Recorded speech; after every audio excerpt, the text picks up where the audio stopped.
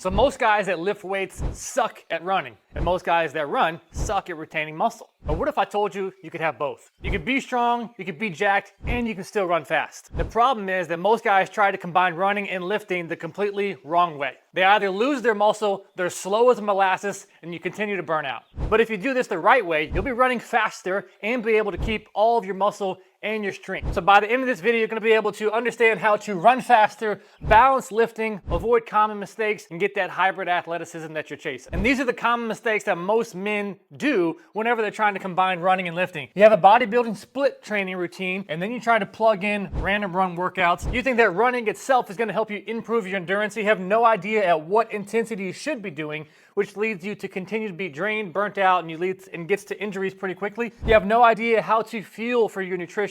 What do I eat before the runs? What do I eat after? Do I do intermittent fasting? What if I run in the morning? You have no idea how to fuel properly to maintain your muscle, so you end up always feeling like trash. And you have no idea how to recover properly, and you keep getting injured, so you keep following this cycle. I had a guy in my program who lifted heavy, but every time he ran more than a mile, he completely gassed out. Once we fixed these things, he was able to drop 20 pounds, he got faster, and he was able to keep his muscle. So if you want to be able to run fast, you need to be strong first. And that's why elite sprinters train heavy. You need to have a solid strength base before you start adding in speed work. Now, these are things that you already know. We need to be doing compound lifts, squats, deadlift, presses. We need to focus on power and explosiveness with things like sled and doing plyometrics, so you have strong tendons, you have strong pliability. We need to still be focusing on progressive overload training so that you continue to keep your muscle and still remain to get stronger. But I know you've got some of these questions here.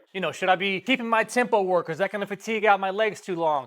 Some frequently asked questions like, should you still be lifting heavy whenever you're doing run training? Should I keep my reps high? Should I keep them low? Do I need to remove the tempo work so I'm not getting as much time under tension? When do I do my runs, on my leg days or my off days? Let's break it down. So when we're talking about these different questions like should you lift heavy, tempo work, and when you should be doing your runs. So short answer is, if you're trying to get faster, we don't want to have heavy legs when you're out there running. So yes, it is okay on your leg days to have a lower rep range when we're focusing on compound movements, 3 to 6 reps, so we can focus on being explosive, making sure our tendons are strong, and also just reduce your overall training volume for your legs. When it comes to tempo work, when we're trying to build muscle, I talk about it all the time, tempo is what allows us to get that physical adaptation. 2 to 6 seconds per repetition, that's very demanding. And we want to keep that on your upper body because we still want to have that. It's not going to bother your legs at all. When it comes to your legs, we can do a couple of different things depending on how your body responds to muscle work. We can change this to plyometrics. We can do sled work because a sled is a concentric exercise only. So if we think about a squat, the eccentric phase, which is where we add the tempo when we're going down slowly, that's what actually breaks down the muscle. When we do sled work, that is a concentric exercise only,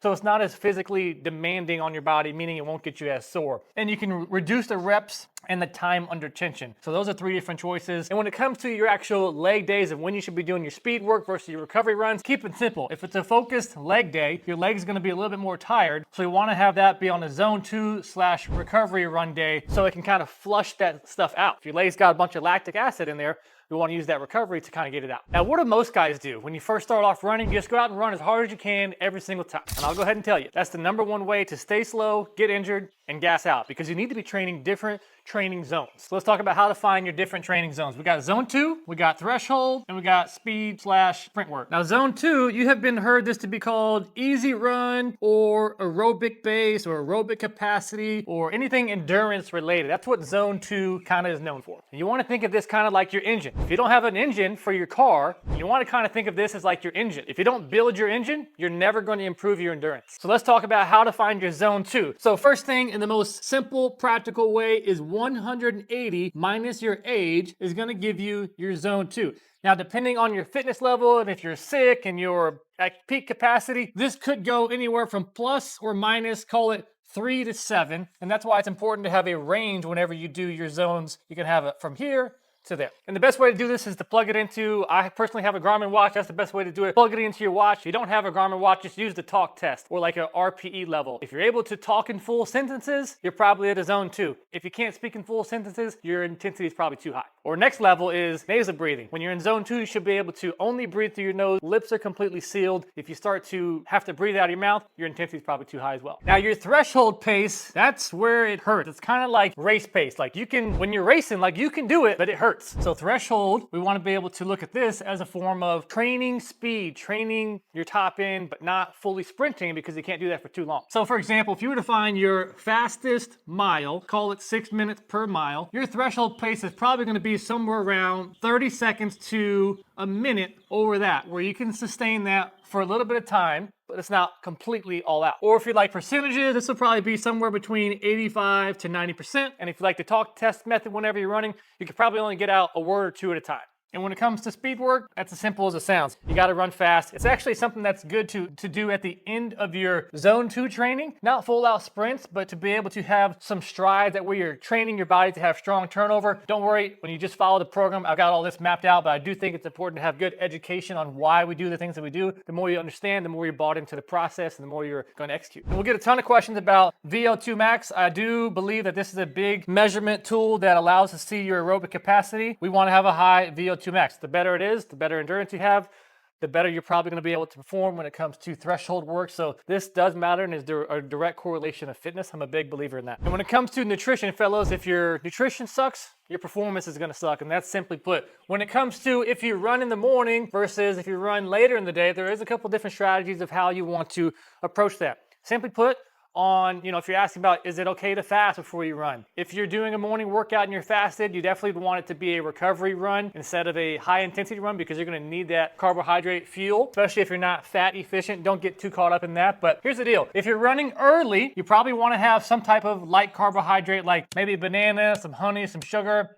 I personally use a little bit of carbohydrates as well, just because my body performs better with that and I care about performance, and you probably do too. When it comes to later in the day, you want to have some type of small meal, have some actual oats at that point in time. Have some oatmeal, get some protein, maybe some rice, maybe some eggs. You want to have something in your body. That way you're not full, but you're able to have something so you can actually perform. When it comes to after your runs, depending on where you're at in your weight loss journey or fat loss journey, we want to strategically have either a 2, 3, 4 to 1 carb to protein ratio. So that would mean if you're a super endurance athlete, yes, that'd mean 100 grams of carbs to 25 grams of protein, and just do the math backwards on that. I use some supplements to help me do that because carbs and sugar is going to help the protein synthesis process faster, to help you recover faster, and that's important. When it comes to hydration and electrolytes, big missed component for a lot of you fellas. You can't just be slamming water all the time.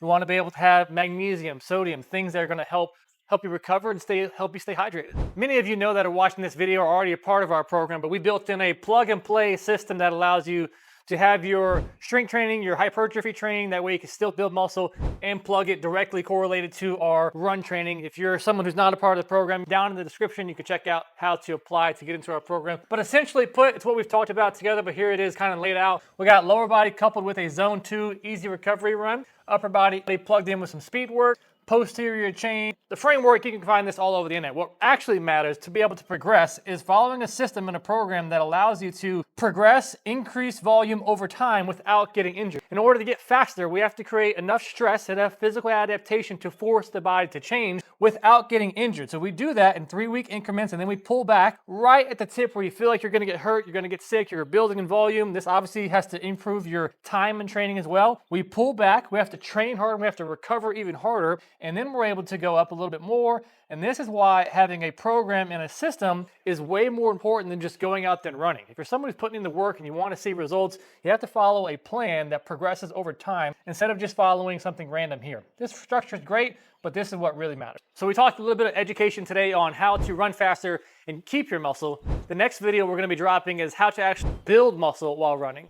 And most of the fellas screw this up as well. So we're going to be breaking down in the next video 3 rules that you need to be following in order to build muscle while still having a good amount of running volume. So click up here so you can check out this next video.